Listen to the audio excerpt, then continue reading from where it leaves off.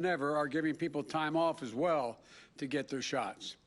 More grocery and retail stores and sports teams are providing discounts and promotions to encourage customers and fans to get vaccinated. I talked to a bunch of governors yesterday. One of the governor of Maine points out that if you're a hunter or a fisherman in Maine and you want to get a license, no problem. You don't have to pay for it if you get your vaccination shot at the same time you get your license. Whole point is there's a lot more convenient places for people to get their vaccine shot. From May 24th to July 4th, Uber and Lyft, and I think is incredibly generous of them, are going to offer everyone in America free rides to and from vaccination sites. So go online, find out where the vaccination site is, call Uber or Lyft. They will take you there, wait for you, and take you back. As a result, even though more than half of the adults in the country have already gotten their first shot, we have fewer people who need to be vaccinated than ever before, and we're actually seen a slight increase in the pace of vaccinations across the past week. And we're now on track to hit 60% of adults with at least one shot by next week. We still have a lot of work to do to get the adult vaccination rate to 70%, but I believe we're going to get there. So today, I want to talk about an exciting new development. When I spoke last week, I said we were hoping to soon add a new element to our vaccination program: vaccinations for adolescents ages 12 and older. And then on Monday, after rigorous, thorough review, the Food and Drug Administration, the FDA, authorized Pfizer vaccine for use in that age category, 12 and up. Today, an independent advisory committee to the Center for Disease Control and Prevention, the CDC, voted to recommend its use. Now, pending the CDC's final approval later today, we're going to have for the first time a safe and effective COVID-19 vaccine for adolescents over the 12 years of age. And this is one more giant step on our fight against the pandemic. I sincerely think the scientists, researchers, and clinical trial participants deserve our thanks. They've all made this possible. Because of them, nearly 17 million more Americans are eligible to get vaccinated, and now, I encourage each of them and their parents to get their vaccination shots right away. And here's why. We know that kids at this age, 12 and above, are at risk from COVID-19. About 3 million COVID-19 cases have been reported in kids under 17 years of age. And teenagers can spread it to their friends, to their siblings, to their parents, and to their grandparents. Now, that vaccine is authorized for ages 12 and up. And I encourage their parents to make sure they get the shot. As I promised last week, we're ready. This new population is going to find the vaccine rollout fast and efficient. As of tomorrow, more than 15,000 pharmacies across this country will be ready to vaccinate this age group. Most of these pharmacies are close to family as the family home, as the kids' school is to their family home. We're also going to be getting vaccines to pediatricians and family doctors, so parents and children can talk to their doctors who they trust about getting the vaccination, and they'll be able to do it at that office. We're also partnering with school-based clinics and community health centers. Of course, we remain focused on equity in our vaccine program. The vaccine is free for everyone, free. Additionally, if teens are on the move this summer, they can get their first shot in one place and a second shot elsewhere. And at the same time, we're also launching an important public education campaign. First and foremost, we're providing families with trusted medical information they need to make informed decisions about the vaccination and the vaccine. Our medical and scientific experts at CDC and the National Institute of Health will be out there in the public every day to answer questions and get the facts out. We will also be partnering with the healthcare providers, schools, community organizations, states and tribes and cities at the same time. The bottom line is this: the vaccine for kids between the ages of 12 and 15 are safe, effective, easy, fast, and free. So my hope is that parents will take advantage of the vaccine and get their kids vaccinated. And let's remember that millions of 16 and 17-year-olds have also been safely vaccinated. And as more and more Americans get vaccinated, COVID-19 hospitalizations and death rates continue to fall.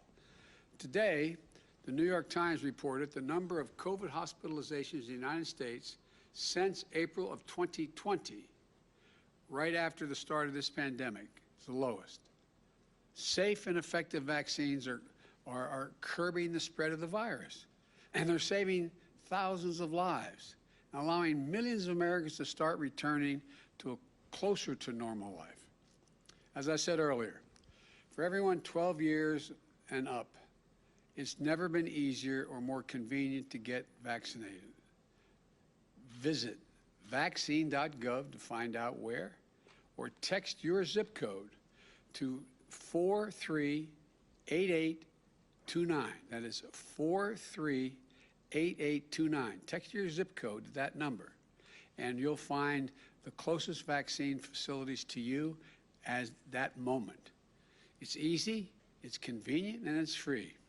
So if you haven't gotten vaccinated or still have questions, talk to someone you trust, your physician, your pharmacist, your next door neighbor who got the shot. Talk to your faith leaders. Look at the folks in your community who've gotten vaccinated and are getting back to living their lives. Their grandparents united with their grandkids, friends getting together again. I've been saying for a long time, but I believe it.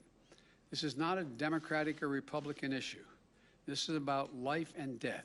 It's about getting us closer to normal. Let me conclude with this. In light of the end that we've been talking about, there's a light at the end of the tunnel. Well, it's growing brighter and brighter. And we need all of you to bring it home. Americans ages 12 and up, get vaccinated. And on July 4th, let's celebrate our independence as a nation and our independence from this virus. We can do this. And as I said a little bit earlier today in another context, you know, I don't believe that the American people, there's any significant portion of American people who refuse to get vaccinated. You keep hearing about how Republicans won't and this. Look, if it's available, if it's nearby, if it's convenient, people are getting vaccinated. I believe the vast majority of Americans are going to get vaccinated. That's the route we're going now. So may God bless you all, and may God protect our troops. And if you've been vaccinated, you don't have to wear this outside around people unless there's really large groups, and you don't have to wear it inside if you're with people that that have also been vaccinated. So protect yourself, protect your neighbors. Thank you very much. Appreciate it. Mr. President, what do you say to Americans who are worried about the supply of gas and rising prices right now? We have been in very, very close contact with Colonial Pipeline, which is the one area you're talking about where one of the reasons the gasoline prices are going up. And I think you're going to hear some good news in the next 24 hours. And I think we'll be getting that under control. Secondly, I have, in the meantime, made it easier for us to have lifted some of the restrictions on the transportation of fuel, as well as access to the United States military providing fuel and with vehicles to get it there where places where it's badly needed. And I'd also point out that I think what this shows is that I think we have to make a greater investment in education as it relates to being able to train and graduate more people proficient in cybersecurity. I've been saying for a long, long time now, I know you could probably say it for me, but I think that one of the most important things we have to do to reclaim our place as the leading innovator in the world is to have a better educated workforce. And that goes back to the days a long time ago now, over 5 years ago, and I was vice president, and I surveyed all the Fortune 500 companies, said, what do you most need? And remember what they said, better educated workforce. But they're not spending money to educate the workforce. And, but it's important that we do this. And the cybersecurity piece is one I think you're going to see where we need significantly larger number of experts in the area of cybersecurity working for private companies, as well as private companies being willing to share data as to how they're protecting themselves. I think that's part of the long-term answer, not just in terms of energy, but across the board. I know that's not a direct response to your question, but it does impact on it, I think, down the road. On Israel, sir, your thoughts on Israel? Are you concerned about the violence in the Middle East, and can you talk about what conversations you have had with officials there? My national security staff and defense staff has been in constant contact with their counterparts in the Middle East, not just with the Israelis, but also with everyone from the Egyptians to the Saudis to the Emiratis, et cetera. And I had a conversation with Bibi Netanyahu not too long ago. I'll be putting out a statement very shortly on that. My expectation and hope is that this will be closing down sooner than later. But Israel has a right to defend itself when you have thousands of rockets flying into your territory. But I had a conversation for a while with the Prime Minister of Israel, and I think that my hope is that we'll see this coming to conclusion sooner than later. Thank you. What's your take on the end of your meeting, sir? Were you optimistic coming out of it today? Which one of the 12 I've had? Pelosi, Schumer, and the crew. Infrastructure, sir, and in particular. You guys are bad. I'm not supposed to be answering all these questions. I'm supposed to leave, but I can't resist your questions. I came away encouraged, but I want to make it clear to you. I'm encouraged not just because of a solid meeting with the Republican leader in the House and with Mitch or Senator McConnell, who I've known a long, long time and work with. I've been meeting with bipartisan leaders for a long time now. I've met with gosh knows how many. I mean, and there's more than one single group. There's bipartisan groups made up of 10 to 20 members. There's been groups that I met with. For example, I met with yesterday with Kristen Sinema. I thought that was and she purported, and I believe her, to speak for some of the her friends who are both sides of the aisle about how to go forward with infrastructure. So I'm encouraged that there is room to have a compromise on a bipartisan bill that's solid and significant, and a means by which to pay for it without dropping all of the burden on middle class and working class people. Look, what's the one thing people are concerned about with the gasoline? Prices going up. Exactly right.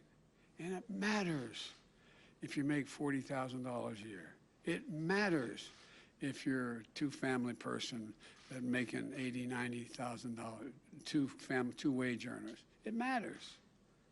And what I don't want to do, and this will be another discussion we didn't get into today, is how to pay for it.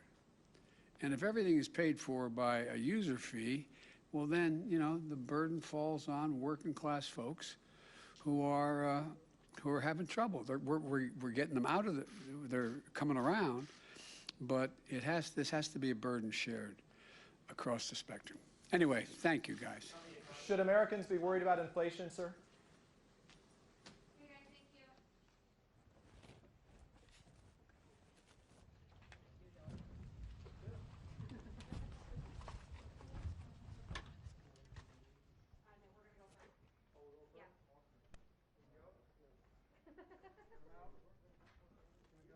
Did okay, huh? I think we did okay.